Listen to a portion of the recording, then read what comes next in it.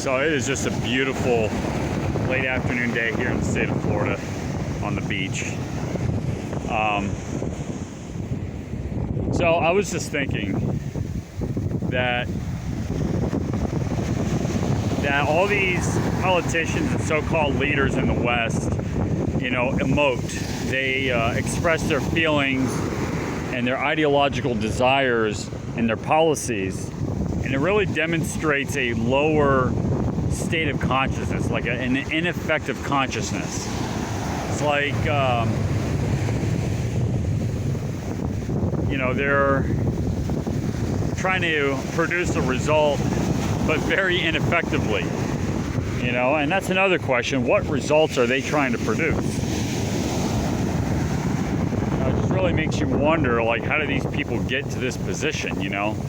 Typically in any business or anything in life, you have to be very competent to get in a position of power or wealth, unless it's handed down to you, which I think maybe that's the answer right there. I think it's just handed down to these people. These are the, children and grandchildren, great-grandchildren of, powerful people, and they just inherited that. They're the ones that went to the Ivy League schools,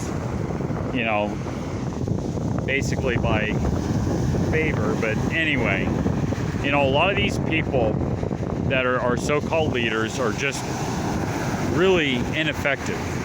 They emote, they don't think. You see Vladimir Putin, for example, he's a thinker. This guy, they don't take brash action. A lot of leaders around the world, they're not brash. They have to seriously think about the consequences of their actions. Whereas here in the West, they just say, we don't like Russia, let's try to tear it down.